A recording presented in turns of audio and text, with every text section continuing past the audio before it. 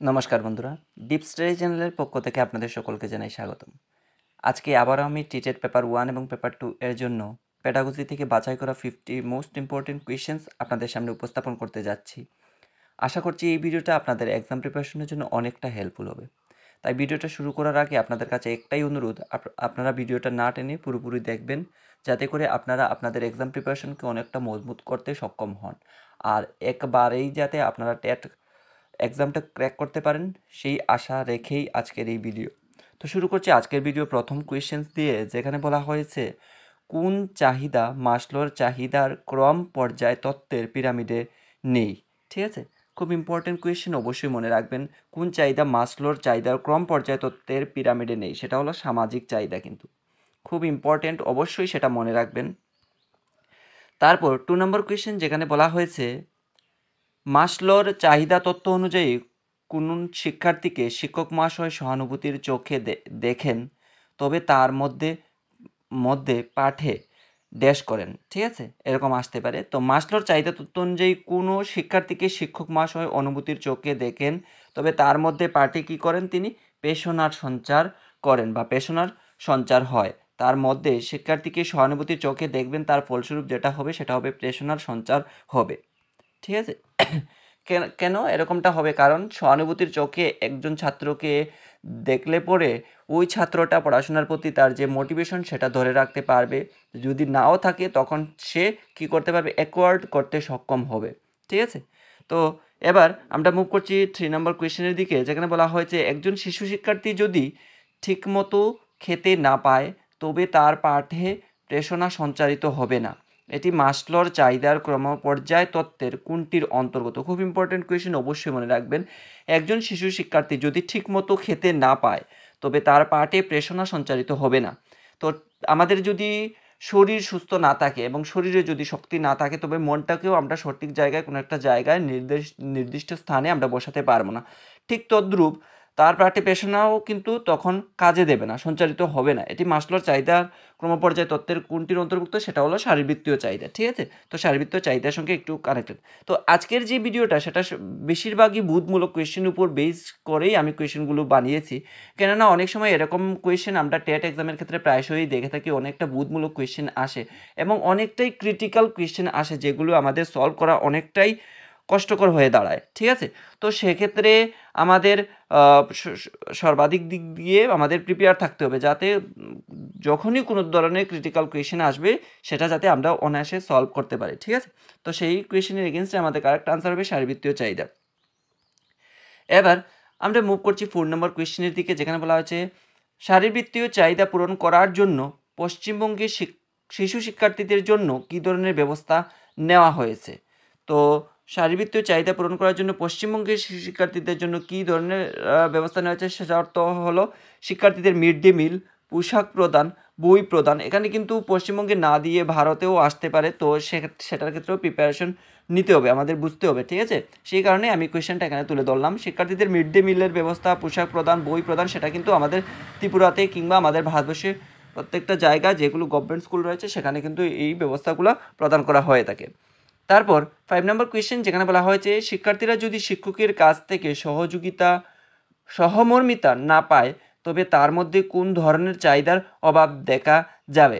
তো ঠিক আছে, এখানে বলছে শিক্ষার্থীরা যদি শিক্ষকের কাছ থেকে কোনো ধরনের সহযোগিতা কিংবা সহমর্মিতা না পায়, তবে তার মধ্যে কোন ধরনের চাহিদার অভাব দেখা দেবে, তখন তার মধ্যে নিরাপত্তার চাহিদা দেখা দেবে। শিশুর মধ্যে হীনমন্যতা থাকবে, পড়াশোনার প্রতি কোনো ধরনের মনোযোগ থাকবে না, এই ধরনের মানসিক একটা কুমার মধ্যে থাকবে। তো সেখানে কিন্তু নিরাপত্তার চাহিদাটাও যেটা বেশি কার্যকর হবে সেটা হবে নিরাপত্তার চাহিদা। ঠিক আছে, এবার আমরা মুভ করছি 6 নম্বর কোয়েশ্চেনের দিকে, যেখানে বলা হয়েছে মাসলোর মতে প্রত্যেক ব্যক্তি চায় অন্যরা তাকে ব্যক্তি হিসাবে যথাযথ গুরুত্ব দিক। এই চাহিদা কী ধরনের চাহিদার মধ্যে পড়ে মাসলোর তত্ত্ব অনুযায়ী? ঠিক আছে, খুব ইম্পর্টেন্ট কোয়েশ্চেন, এই কোয়েশ্চেনটা আপনারা ভালো করে মনে রাখবেন। মাসলোর মতে প্রত্যেক ব্যক্তি চায়, ঠিক এরকমটা, এটা কিন্তু আমরাও আমাদের সঙ্গে যদি আমরা তুলনা করি, আমরাও চাই যে আমাদের লোকেরা যাতে গুরুত্ব দিক। আমরা কোনো একটা জায়গাতে গেলাম, আমাদের কথাগুলো শুনুক, আমাদের একটু বেশি করে গুরুত্ব দেওয়া হোক। তো এই যে চাহিদা, এটা মাসলো তার চাহিদার কোন কোনটার মধ্যে গুরুত্ব দিয়েছেন, কোন চাহিদার মধ্যে সেটা পড়ে, সেটা হলো আত্মসম্মানের চাহিদা। ঠিক আছে, আত্মসম্মানের চাহিদার মধ্যে মাসলো সেটাকে দেখিয়েছিলেন।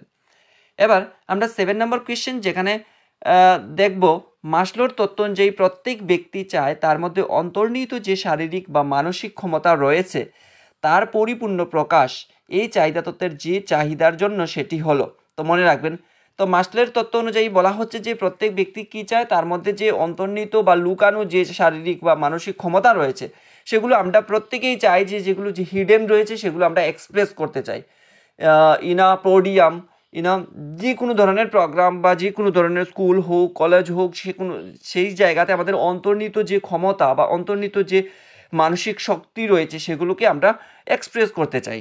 তো সেটাকে মাসলো দেখিয়েছেন আত্মপ্রকাশের চাহিদার মধ্যে। ঠিক আছে, এই কোয়েশ্চেনগুলো কিন্তু আমাদের ভালো করে বুঝে আনসারগুলো চুজ করতে হবে। ঠিক আছে, 8 নম্বর কোয়েশ্চেন, যেখানে বলা হচ্ছে কোনো শিক্ষার্থীর মধ্যে আত্মশ্রদ্ধা, আত্মপ্রেরণা ইত্যাদি জাগ্রত করতে হলে সর্বাধিক প্রয়োজন।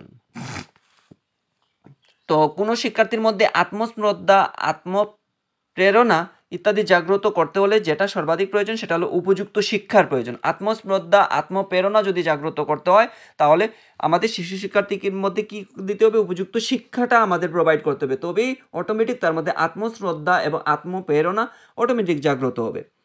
তারপর 9 নম্বর কোয়েশ্চেনের দিকে আমরা মুভ করছি, যেখানে বলা হচ্ছে কোনো শিক্ষার্থী বেশ কয়েকবার ফেল করলো কিন্তু তার মধ্যে জেদ চাপলো তাকে ভালো ফল করতেই হবে।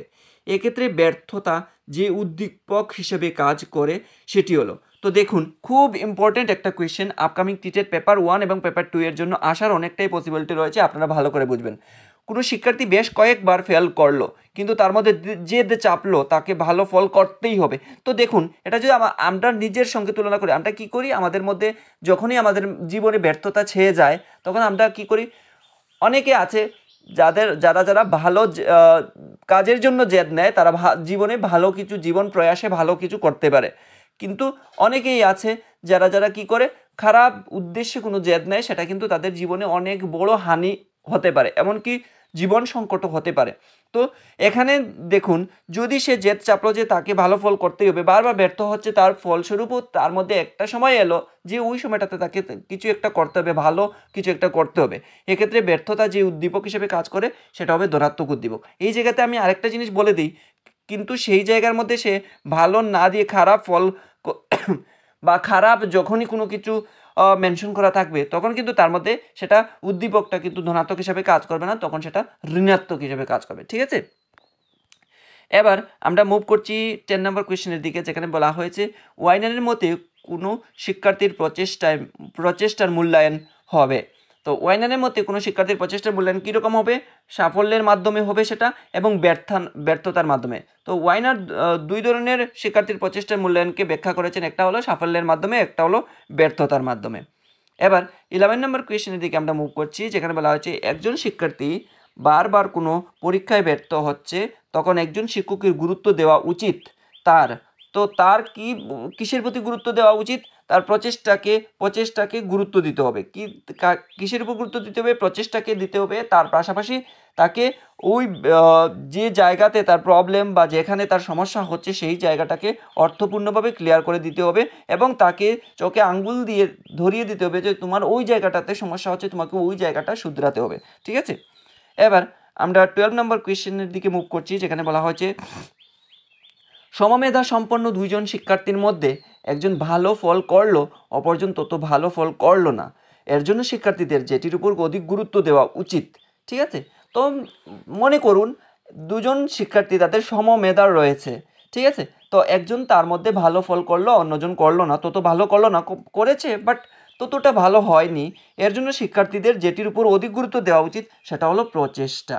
ঠিক আছে, প্রচেষ্টার পাশাপাশি আমি একটু আগে যেটা বলেছিলাম সেটা হলো আমার যে জায়গার মধ্যে ভুল হয়েছে বা যে জায়গাটার মধ্যে ঘাটতি রয়েছে সেটাকে আমাদের শুধরাতে হবে। তো সেটা কিসের মাধ্যমে সম্ভব, সেটা সম্ভব একমাত্র প্রচেষ্টার মাধ্যমে। ক্লিয়ার? এবার আমরা মুভ করছি 13 নম্বর কোয়েশ্চেন, যেখানে বলা হয়েছে সাফল্য লাভের প্রেরণার উপর তথ্য দিয়েছেন। খুব ইম্পর্টেন্ট কোয়েশ্চেন, অবশ্যই সেটা মনে রাখবেন। আমি যে সমস্ত কোয়েশ্চেনের এগেনস্টে স্টার মার্ক পুট করে দিচ্ছি সেগুলো বিশেষ করে সেগুলো আপনারা একটু ডিপলি স্টাডি করবেন। সাফল্য লাভের প্রেরণার উপর তত্ত্ব দিয়েছেন কে, ম্যাকক্লেল্যান্ড কিন্তু সাফল্য লাভের প্রেরণার উপর তথ্য দিয়েছিলেন। এবার 14 নম্বর কোয়েশ্চেনের দিকে আমরা মুভ করছি, যেখানে বলা আছে শিক্ষার্থীদের মধ্যে সাফল্য লাভের আকাঙ্ক্ষার পাশাপাশি ব্যর্থতা এড়ানোর আকাঙ্ক্ষা থাকে। এটি প্রেষণার যে তথ্যে বলা হয়েছে সেটির প্রবক্তা হলেন। খুব ইম্পর্টেন্ট একটা কোয়েশ্চেন, অবশ্যই মনে রাখবেন। শিক্ষার্থীদের মধ্যে সাফল্য লাভের যে আকাঙ্ক্ষা তার পাশাপাশি ব্যর্থতা এড়ানোরও আকাঙ্ক্ষা থাকে, এটি প্রেষণার যে তত্ত্বে বলা হয়েছে সেটি হলো অ্যাটকিনসনের প্রেষণার তত্ত্বে কিন্তু এরকমটাই বলা হয়েছিল যে সাফল্য লাভ যখনই আমরা করব তার পাশাপাশি ব্যর্থতা যে থাকবে, জীবনে যে ব্যর্থতা থাকবে না এমনটা নয়, ব্যর্থতা থাকবে, সেটাকে কিভাবে এড়ানো যায় সেটারও আকাঙ্ক্ষা কিন্তু মেনশন করা হয়েছে অ্যাটকিনসনের প্রেষণার তত্ত্বে। ক্লিয়ার? এবার আমরা মুভ করছি 15 নম্বর কোয়েশ্চেন, যেখানে বলা হয়েছে টেট পরীক্ষার কিছু কিছু শিক্ষার্থী চাইছে উদ্দিষ্ট লক্ষ্যে পৌঁছাতে, আবার কিছু কিছু শিক্ষার্থী চেষ্টা করছে মাত্র এই তথ্যটি দেওয়া যে মনোবিদের তিনি হলেন এক্সটিংশন ম্যাচ। তো এখানে দেখুন টেট পরীক্ষার কিছু কিছু শিক্ষার্থী চাইছে উদ্দিষ্ট লক্ষ্যে পৌঁছাতে। আমরা সবাই কি চাইছি? আমরা চাইছি যে তাতে করে আমরা আমাদের এক্সামটাকে ক্র্যাক করতে পারি এবং আমরা একটা ভালো একটা জায়গাতে নিজেকে এস্টাবলিশ করতে পারি। আবার কিছু কিছু শিক্ষার্থী চেষ্টা করছে মাত্র এই তথ্যটি, আবার কিছু কিছু শিক্ষার্থী কি করছে? মাত্র চেষ্টা করছে, চেষ্টা চালিয়ে যাচ্ছে বা চেষ্টাটা শুরু করছে। এই তথ্যটি দেওয়া যে মনোবিদের তিনি হলেন এক্সটেনশন ম্যাচ এর কে, তিনি হলেন ম্যাকক্লেল্যান্ড। খুব ইম্পর্টেন্ট, অবশ্যই সেটা মনে রাখবেন, ম্যাকক্লেল্যান্ডের। এবার আমরা 16 নম্বর কোয়েশ্চেন এর দিকে মুভ করছি, যেখানে বলা হয়েছে এই কোয়েশ্চেনটা অত্যন্ত গুরুত্বপূর্ণ একটা question, very very important upcoming টিটেড পেপার 1 এবং পেপার 2। এই যখন আমিও প্রিপারেশন নিয়েছিলাম সেই কোয়েশ্চেনটা কিন্তু এখনো পাইনি, কিন্তু আমি প্রিপারেশন নিয়েছি, সেগুলো কিন্তু আমি পড়েছিলাম। তো আপনাদেরকেও আমি বলছি এগুলো কিন্তু একটু ডিপলি স্টাডি করবেন। এখান থেকে এখনও একটা কোয়েশ্চেন আসেনি, আসার অনেকটাই পসিবিলিটি রয়েছে, একটা ইউনিক কোয়েশ্চেন, অবশ্যই সেটা মনে রাখবেন। প্রেষণার ব্যাখ্যা করতে গিয়ে ফ্রয়েড বলেন যে ব্যক্তির ব্যক্তিত্বের মূলে রয়েছে যে প্রক্রিয়াটি সেটি হলো ইদ, ইগো, সুপার ইগো। খুব ইম্পর্টেন্ট একটা কোয়েশ্চেন, অবশ্যই সেটা মনে রাখবেন। যে ব্যক্তির ব্যক্তিত্বের মূলে রয়েছে ইদ, ইগো, সুপার ইগো, এই তিনটা জিনিস রয়েছে ব্যক্তিত্বের। তো ব্যক্তিত্ব থেকে এটা পড়ে নেবেন, খুব ইম্পর্টেন্ট। 17 নম্বর কোয়েশ্চেন, যেখানে বলা হচ্ছে প্রেষণা সংক্রান্ত মনোবিশ্লেষণ তথ্য দেন। এটাও অনেকটাই ইম্পর্টেন্ট। প্রেষণা সংক্রান্ত মনোবিশ্লেষণ তত্ত্বের জনক কে বা তত্ত্ব কে দিয়েছিলেন? তিনি দিয়েছিলেন ফ্রয়েড। এবার আমরা মুভ করছি 18 নম্বর কোয়েশ্চেনের দিকে, যেখানে বলা হচ্ছে কোনো শিক্ষার্থী যাতে ব্যর্থতার আকাঙ্ক্ষায় না ভুগে সেই জন্য শিক্ষকের কার্যপ্রণালীর মধ্যে যে গুণ থাকা দরকার। তো আমরা সাধারণত কি হয়, শিক্ষার্থীরা দেখি যে যখনই তারা ব্যর্থতার সম্মুখীন হয় বা ব্যর্থতা যখন তাদের দ্বারে এসে কড়া নাড়ে, তখন তারা কি করে বিভিন্ন ধরনের ব্যর্থতার যে আকাঙ্ক্ষা সেটা যাতে না ভুগে সেই জন্য শিক্ষকের যে গুণ থাকা দরকার সেটা আমাদের কাছে জানতে চাইছে। সেটা উত্তরটা কি হবে? পক্ষপাতহীনতা। আমাদের কি করতে হবে? পক্ষপাতহীনতা, সকলের প্রতি সমান ভালোবাসা, নিজের কাজে স্বচ্ছতা, অর্থাৎ পক্ষপাতহীনতা থেকে আমাদের বিরত থাকতে হবে। সকলের প্রতি যাতে আমরা সমান ভালোবাসা প্রোভাইড করতে পারি সেদিকে লক্ষ্য রাখতে হবে এবং নিজে যে কাজটা করব, শিক্ষক হিসাবে আমি যে কাজটা করব সেটার মধ্যে আমাদের ক্লিয়ারিটি থাকতে হবে এবং স্বচ্ছতার দরুন আমি তাদেরকে একটা জায়গায় বা যখনই হতাশা আসবে, যখনই ব্যর্থতা আসবে সেটা থেকে আমি মুক্ত করে দিতে সক্ষম হব। ঠিক আছে? তো এই ছিল এই কোয়েশ্চেনের এগেনস্টে আমাদের কারেক্ট আনসার অপশন তিনটাই। এবার আমরা মুভ করছি 19 নম্বর কোয়েশ্চেনের দিকে, যেখানে বলা হয়েছে একজন শিক্ষার্থী অঙ্কে কোনো প্রেরণা পায় না কারণ তার অঙ্কের প্রতি, ঠিক আছে? তো একজন শিক্ষার্থী, আমরা বিশেষত কি জানি যে মানে শিশুরা কিসের প্রতি? অঙ্কের প্রতি একটু দুর্বল হয়ে থাকে। তো সেক্ষেত্রে তারা মোটিভেশন পায় না তেমনটা, তখন তার অঙ্কের প্রতি কিসের অভাব রয়েছে? অঙ্কের প্রতি তার আগ্রহের অভাব রয়েছে বা ইন্টারেস্ট আমরা যেটাকে বলে থাকি, ইন্টারেস্টটা কম। সেখানে আমাদের কিন্তু বাচ্চাদেরকে ইন্টারেস্ট জাগাতে সাহায্য করতে হবে, তবেই কিন্তু সে ওই সাবজেক্টের প্রতি তার ভালো একটা রেজাল্ট দেখাতে সক্ষম হবে। এবার আমরা মুভ করছি 20 নম্বর কোয়েশ্চেনের দিকে, যেখানে বলা হয়েছে ভয় থেকে মুক্তি কোন ধরনের চাহিদার অন্তর্ভুক্ত? খুব ইম্পর্টেন্ট, অবশ্যই সেটা মনে রাখবেন। ভয় থেকে মুক্তি এটি যে চাহিদার অন্তর্ভুক্ত সেটা হলো নিরাপত্তার চাহিদা। এবার আমরা মুভ করছি 21 নম্বর কোয়েশ্চেনের দিকে, যেখানে বলা হয়েছে একজন পরীক্ষার্থী পড়াশোনার প্রেরণা পাচ্ছে না, তার মধ্যে যে অনুভূতি সৃষ্টি হয়েছে তাকে সেলিংম্যান বলেছেন। তো সেলিংম্যান কি বলেছেন? সেটাকে অর্জিত অসহায়তা। তো একজন পরীক্ষার্থী পড়াশোনায় প্রেরণা পাচ্ছে না, তার মধ্যে যে অনুভূতি সৃষ্টি হয়েছে সেটা হলো অর্জিত অসহায়তা। 22 নম্বর কোয়েশ্চেন, যেখানে বলা আছে নিজের প্রতি বিশ্বাসকে বলে। তো নিজের প্রতি যে বিশ্বাস সেটাকে বলে সেলফ ইফিসিয়েন্সি বা আত্মকার্যকারিতা। সেলফ ইফিসিয়েন্সি বা আত্মকার্যকারিতা কাকে বলা হয়, এটাও কিন্তু আসতে পারে ঘুরিয়ে, এটাও কিন্তু ইম্পর্টেন্ট, অবশ্যই সেটা মনে রাখবেন। আত্মকার্যকারিতা বা সেলফ ইফিসিয়েন্সি যেটাকে বলা হয় সেটা হলো নিজের প্রতি নিজের একটা বিশ্বাস থাকাকেই বলা হয় সেলফ ইফিসিয়েন্সি বা আত্মকার্যকারিতা। তো দেখুন, আমি যে একটা কথা আপনাদেরকে এখানে বলে দিই, আমরা যারা যারা টেট প্রিপারেশন নিচ্ছি, আপনি দেখবেন আপনার প্রিপারেশন কতটুকু হয়েছে সেই জায়গাতেই কিন্তু আপনার সাফল্য নির্ভর করছে। আপনি বুঝে নিতে পারবেন, আপনার প্রিপারেশনটা যদি সেই লেভেলের হয় তখন বুঝবেন, আপনি নিজে থেকেই বুঝবেন। আপনি যত ধরনের মক টেস্ট ফেস করুন বা যত ধরনের ভিডিও দেখুন, আপনি নিজে নিজে উপলব্ধি করতে পারবেন, হ্যাঁ আমি এবার এলিজিবল হয়েছি, এবার যত রকমের কঠিন কোয়েশ্চেনই আসুক না কেন, আমি এবার যদি বসি তাহলে ইজিলি ক্র্যাক করতে পারবো। সেই যে বিশ্বাস, সেটাই হলো আত্মকার্যকারিতা বা সেলফ ইফিসিয়েন্সি। ক্লিয়ার? এবার আমরা মুভ করছি 23 নম্বর কোয়েশ্চেনে, যেখানে বলা আছে ফিডব্যাক। ফিডব্যাক খুব ইম্পর্টেন্ট কোয়েশ্চেন, অবশ্যই মনে রাখবেন। ফিডব্যাক থেকে আমরা কি বুঝতে পারি? ফিডব্যাক থেকে শিক্ষার্থীকে পারদর্শিতা সম্পর্কে তথ্য সরবরাহ করে সে কতটুকু সক্ষম বা কতটুকু তার এফিসিয়েন্সি রয়েছে ওই বিষয়ের প্রতি, সেটা সম্পর্কে আমরা কি করতে পারি, তাকে তার উপযুক্ত তথ্য সরবরাহ করতে পারি। কতটুকু দুর্বলতা রয়েছে, কতটুকু সবলতা সেক্ষেত্রে সক্ষম সেটা আমরা প্রোভাইড করতে পারি। শিক্ষককে পাঠদানে প্রেরণা দান করে, এবং আমরা যারা যারা শিক্ষক রয়েছি তারা কি করব, আমাদেরও পাঠদানে প্রেরণা দান করতে সক্ষম হব। ঠিক আছে? শিক্ষককে পাঠদানের নতুনত্ব আনতে সাহায্য করে, আমাদেরও পাঠদানের ক্ষেত্রে নতুনত্ব আনতে সাহায্য করে, নতুন একটা ইনোভেটিভ বা এমনভাবে বুঝাবো যাতে বাচ্চারা সেটাকে ক্যাচ করতে পারে। তারপর 24 নম্বর কোয়েশ্চেন, যেখানে বলা হয়েছে একজন শিক্ষার্থী খুব ভালো অঙ্ক শিখছে, এক্ষেত্রে শিখনের যে শর্তটি অধিক কার্যকরী সেটি হলো অনুরাগ। ঠিক আছে? খুব ইম্পর্টেন্ট কোয়েশ্চেন, মনে রাখবেন। একজন শিক্ষার্থী খুব ভালো অঙ্ক শিখছে, এক্ষেত্রে শিখনের যে শর্তটি অধিক কার্যকরী সেটি হলো অনুরাগ। অনুরাগ মিনস আমাদের কি ইন্টারেস্ট বা আগ্রহ আছে, সেই কারণেই আমরা এরকমটা করতে পারছি। এবার 25 নম্বর কোয়েশ্চেন, যেখানে বলা হচ্ছে যেটি কোন বিষয়ের শিখনের কোনো শর্ত নয়, যেটি কোন বিষয়ের শিখনের বা কোন বিষয়ের শিখনের কোনো শর্ত নয়। ঠিক আছে? তো দেখুন, শিখনের শর্ত নয় এখানে তিরস্কার কি শিখনের শর্ত হতে পারে? না। তো শর্তগুলি হলো মনোযোগ, অনুরাগ, প্রেরণা। এগুলো আমরা জানি শর্তগুলি কোনগুলো শিখনের শর্ত। শর্তগুলি হলো যে মনোযোগ, আমাদের কি করতে হবে, অ্যাটেন্টিভ ভাব থাকতে হবে। ঠিক আছে? অনুরাগ থাকতে হবে, মানে ইন্টারেস্ট থাকতে হবে, মোটিভেশন, প্রেরণা থাকতে হবে, তবেই আমরা একটা বিষয়ের উপর সঠিকভাবে শিক্ষাটা নিতে পারবো। কিন্তু যদি আমাদের তিরস্কার থাকে বা ঘৃণা ভাব থাকেও ওই বিষয়ের প্রতি, তখন কিন্তু সেটা থাকবে না। বা শিক্ষক মহাশয় হিসাবে আপনি যদি কোনো বাচ্চাকে তিরস্কার করেন, তাহলে সেটা কিন্তু তার উপর অনেকটাই নেগেটিভ প্রভাব ফেলবে। তো সেটা থেকে আমাদের বিরক্ত থাকতে হবে। এবার আমরা মুভ করছি 26 নম্বর কোয়েশ্চেনের দিকে, যেখানে বলা হয়েছে একজন শিশু শিক্ষার্থীকে কোনো বিষয় বুঝতে না পারার জন্য শিক্ষক তিরস্কার করলেন। একজন শিশু শিক্ষার্থীকে কোনো বিষয় সে বুঝতে পারলো না, আপনি শিক্ষক হিসাবে তাকে কি করলেন, তিরস্কার করলেন।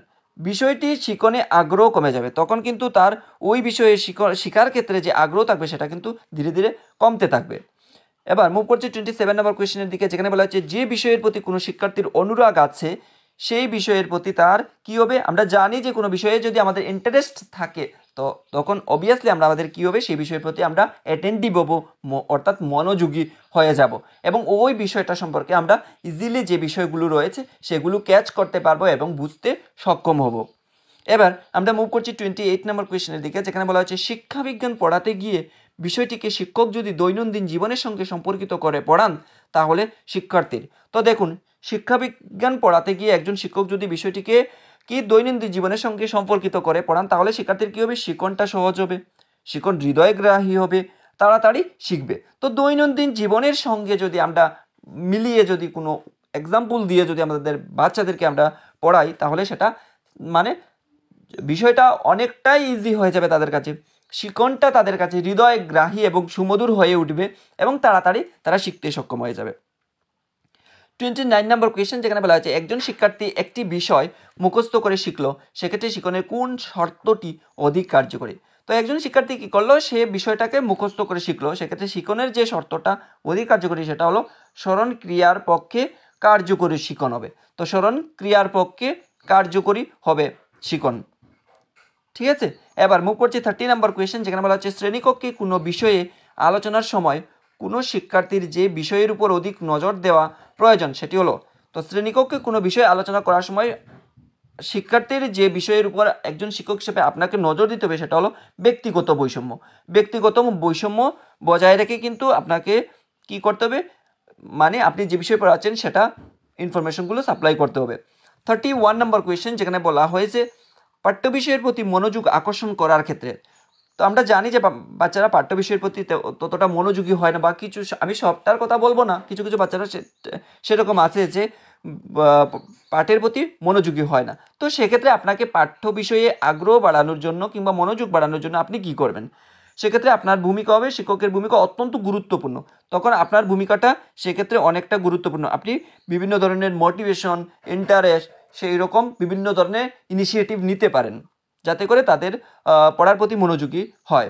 এবার 32 নম্বর কোয়েশ্চেন, যেটা মোস্ট ইম্পর্টেন্ট একটা কোয়েশ্চেন, অবশ্যই সেটা মনে রাখবেন। Motivation is the super highway of learning, কে বলেছিলেন? থমসন। আমরা দেখেছি যে টেট এক্সামের ক্ষেত্রে এরকম কি হয়, কোটেশন দিয়ে আমাদের অনেক কোয়েশ্চেন এক্সামে আসে। তো কোটেশনগুলো অবশ্যই মনে রাখবেন, এটা একটা ইম্পর্টেন্ট কোটেশন, তাই আমি এখানে লিখে দিলাম। Motivation is the super highway of learning, সেটা বলেছিলেন থমসন। তারপর 33 নম্বর কোয়েশ্চেন, যেখানে বলা আছে শিখনের সক্রিয় পদ্ধতির গুরুত্বপূর্ণ শর্ত কী। তো শিখনের ক্ষেত্রে আমাদের সক্রিয় বা অ্যাক্টিভ রাখতে সাহায্য করে সেই শর্তটা কি, সেটা হলো পুনরাবৃত্তির পর বিষয়কে আবৃত্ত করা প্রয়োজন। আমি বলেছিলাম, আমি প্রত্যেকটা ভিডিওর ক্ষেত্রে আমি বলি বারবার, মেমোরাইজ করার একটাই মূল মন্ত্র হলো, সেটা হলো পুনরাবৃত্তি। That means revision. আপনি ভুলে যাচ্ছেন, আপনি পড়ছেন ভুলে যাচ্ছেন, কেন হচ্ছে এরকমটা এই কারণেই হচ্ছে যে আপনার রিভিজন কম হচ্ছে, আপনি রিভিশন দিতে পারছেন না। তো টেট এক্সামের ক্ষেত্রে আপনাকে যে মূল মন্ত্রটাকে কাজে লাগাতে হবে সেটা হচ্ছে গিয়ে রিভিজন। আপনি আজকে একটা বিষয় পড়লেন, সেটাকে আবার কালকে পড়ুন, বা বিকেলবেলা আবার পড়ুন, বা পরের দিন আবার পড়ুন, এরকম 3-4 দিন কন্টিনিউ করতে করতে দেখবেন আপনার ওই বিষয়টা আর মাথা থেকে ছুট হচ্ছে না, আপনার পার্মানেন্টলি সেটা আপনার মেমোরিতে সেট হয়ে গেছে। তো সেই জিনিসটাকে কিন্তু আপনাদের কাজে লাগাতে হবে। এবার আমরা মুভ করছি 34 নম্বর কোয়েশ্চেনের দিকে, যেখানে বলা হচ্ছে যেটি শিখনের কার্যকরী শর্ত হতে পারে সেটি হলো যান্ত্রিক পদ্ধতি কিন্তু শিখনের একটা কার্যকরী শর্ত। এবার আমরা মুভ করছি 35 নম্বর কোয়েশ্চেনের দিকে, যেখানে বলা হচ্ছে যান্ত্রিক পুনরাবৃত্তি হলো যান্ত্রিক পুনরাবৃত্তি, সেটা হলো নিষ্ক্রিয় পদ্ধতি। 36 নম্বর কোয়েশ্চেন, যেখানে বলা হচ্ছে শিখনের ক্ষেত্রে অন্যতম গুরুত্বপূর্ণ শর্ত হলো। তো শিখনের ক্ষেত্রে অন্যতম গুরুত্বপূর্ণ যে শর্তটা, সেটা হলো সবিরাম শিখন পদ্ধতি হলো আমাদেরকে শিখনের ক্ষেত্রে অত্যন্ত গুরুত্বপূর্ণ একটা পদ্ধতি। 37 নম্বর কোয়েশ্চেন, যেখানে বলা হচ্ছে কোনো বিষয়কে আয়ত্ত করার ভিত্তিতে শিখন কৌশলের শর্ত হলো। কোনো বিষয়কে আয়ত্ত করার ভিত্তিতে শিখন কৌশলের যে শর্ত, সেটা হলো সামগ্রিক পদ্ধতি এবং আংশিক পদ্ধতি। এবার আমরা মুভ করছি 38 নম্বর কোয়েশ্চেনের দিকে, যেখানে বলা হচ্ছে সময়ের ব্যবহারের দিক থেকে শিখন কৌশলের শর্ত হলো।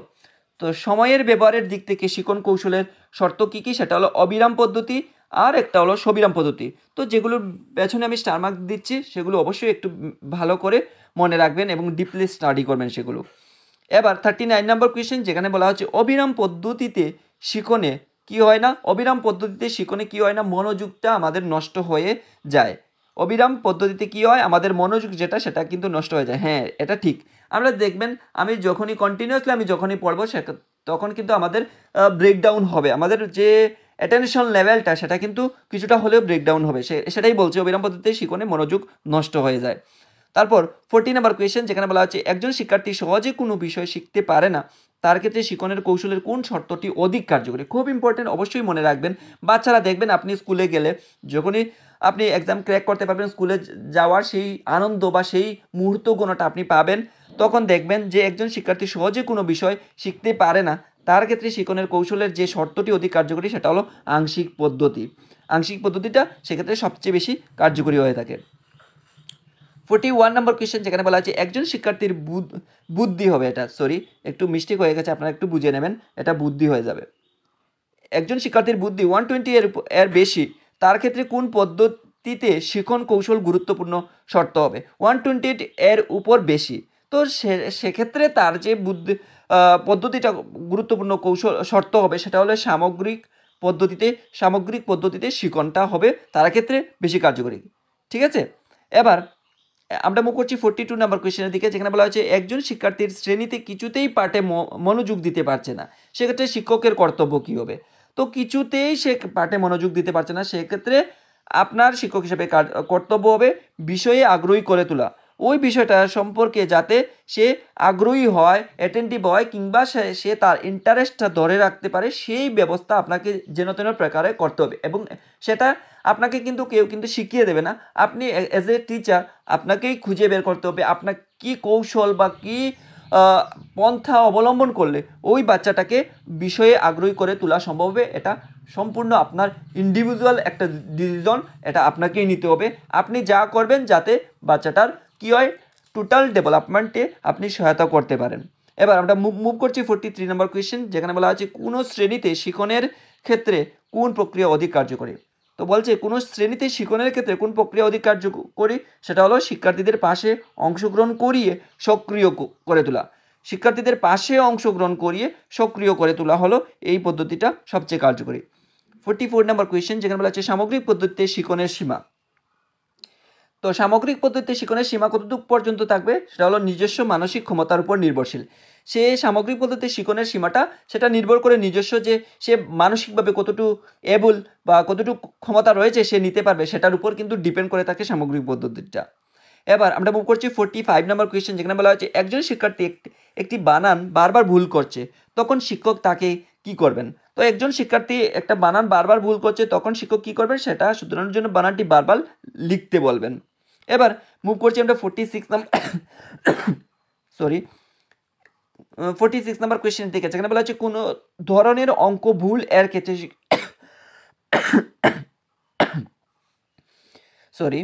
কোনো ধরনের অঙ্ক ভুল এর ক্ষেত্রে শিক্ষককে কি করতে হবে, কোনো ধরনের অঙ্ক ভুলের ক্ষেত্রে শিক্ষককে ভুল সম্বন্ধে নিশ্চিত ধারণা দিতে হবে।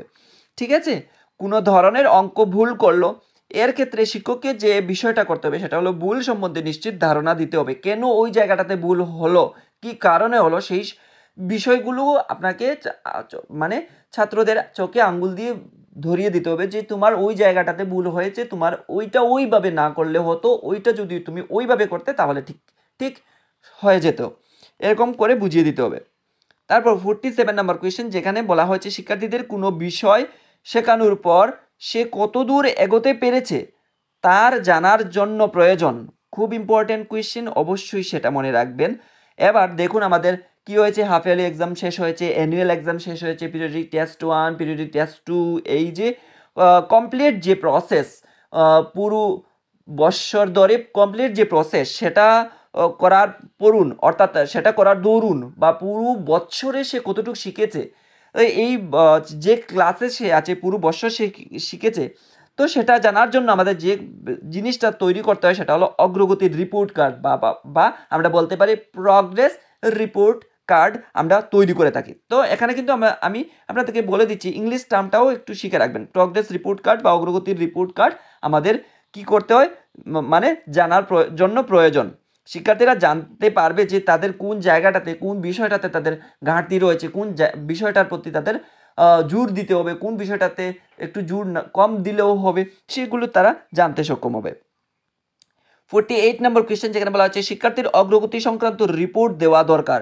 কেন দরকার, এটা কিন্তু আমাদের একটা ইম্পর্টেন্ট কোয়েশ্চেন, অবশ্যই মনে রাখবেন। তো শিক্ষার্থীর অগ্রগতি সংক্রান্ত রিপোর্ট দেওয়া দরকার, কখন দেওয়া দরকার, মাসিক, অর্থাৎ মাসে মাসে আমাদের কিন্তু অগ্রগতির যে রিপোর্ট কার্ড সেটা কিন্তু আমরা দিতে পারি। তো এরকমটা করলে কি লাভ হবে বাচ্চাদের, এরকমটা করলে তাদের লাভ হবে যে তাদের ঘাটতিগুলো এবং তাদের স্ট্রং পয়েন্টগুলো তারা ফাইন্ড আউট করতে পারবে, এবং তারা তখন প্রচেষ্টাটাকেও তখন যে বিষয়টাতে তাদের ঘাটতি রয়েছে সেখানে তাদের মানে শুধরানোর একটা চান্স বা একটা কি অপরচুনিটি তারা পেয়ে যাবে। এবার আমরা মুভ করছি 49 নম্বর কোয়েশ্চেন, যেখানে বলা হচ্ছে কোনো শিক্ষার্থী কোনো বিষয়ের শিখনের কতটা অগ্রগতি হয়েছে তা জানতে পারলে। তো কোনো শিক্ষার্থী কোনো বিষয়ের শিখনের কতটা অগ্রগতি হয়েছে তা জানতে পারলে অভিভাবকের কি হয়, সুবিধা হয়, শিক্ষার্থীরা পেছনা পায়, শিক্ষক প্রয়োজনীয় নির্দেশ দান করতে পারেন। তো এই 3টা পয়েন্ট আপনাদের মেমোরিতে রাখতে হবে কিন্তু, ঠিক আছে। অভিভাবকের সুবিধা হবে, অভিভাবকের কেন সুবিধা হবে আমি সেটাও বলে দিচ্ছি। অভিভাবকদের সুবিধা হবে তখন কিন্তু তারাও তাদের বাচ্চাদেরকে ভালোভাবে পড়াতে বা বুঝাতে সক্ষম হবেন, শিক্ষার্থীর প্রেরণা পাবে, তখন তারাও কিন্তু তাদের মোটিভেশন পাবে। যদি ভালো রেজাল্ট করে তবে সেক্ষেত্রে মোটিভেশন পাবে, যে জায়গাতে ঘাটতি রয়েছে সেটাও শুধরানোর চেষ্টা করবে। শিক্ষক প্রয়োজনীয় নির্দেশ দান করতে পারবেন। তারপর 50 নম্বর কোয়েশ্চেন, যেখানে বলা হচ্ছে প্রাথমিক শিক্ষার সমস্যা। প্রাথমিক শিক্ষার কী কী সমস্যা রয়েছে? বিপুল জনসংখ্যা, রাজনৈতিক সমস্যা, বিপর্যয়। এই 3টা সমস্যা হলো প্রাথমিক শিক্ষায় যে সমস্যা দেখা যায়, সেই হলো 3টা সমস্যা। তো এই ছিল আজকে পেডাগজি থেকে বাছাই করা 50 মোস্ট ইম্পর্টেন্ট কোয়েশ্চেন্স। আশা করি এই 50 মোস্ট ইম্পর্টেন্ট কোয়েশ্চেন্স আপনাদের এক্সাম প্রিপারেশনের জন্য অনেকটা কাজে আসবে। আর আজকের যে ভিডিওটা ছিল সম্পূর্ণ বুধমূলক কোয়েশ্চেনের উপর বেস করেই আমি এই কোয়েশ্চেনটা বানিয়েছি। কারণ আমরা যখনই টেট এক্সাম ফেস করি তখনই দেখা যায় যে অনেক বুধমূলক কোয়েশ্চেন কিন্তু এক্সামের মধ্যে দেওয়া থাকে। সবটি মেমোরি বেসড কোয়েশ্চেন দেওয়া থাকে না, সেখানের মধ্যে অনেকটা বুধমূলক কোয়েশ্চেনও থাকে। তো সেই উদ্দেশ্যকে মাথায় রেখেই আজকের এই ভিডিওটা আমার বানানো। আর যদি ভিডিওটা ভালো লাগে তাকে অবশ্যই একটা লাইক, কমেন্ট, শেয়ার এবং সাবস্ক্রাইব করে দিয়ে ডিপ স্টাডি চ্যানেলের সঙ্গে জুড়ে থাকার চেষ্টা করবেন। ঠিক আছে, ধন্যবাদ সবাইকে। আপনারা সবাই ভালো থাকুন আর আরও সুন্দরভাবে আপনারা আপনাদের প্রিপারেশনকে চালিয়ে নিয়ে যান, সেই আশা রেখে আজকে ভিডিও এখানেই সমাপ্ত করছি। ধন্যবাদ সবাইকে। আপনারা সবাই ভালো থাকুন, সুস্থ থাকুন।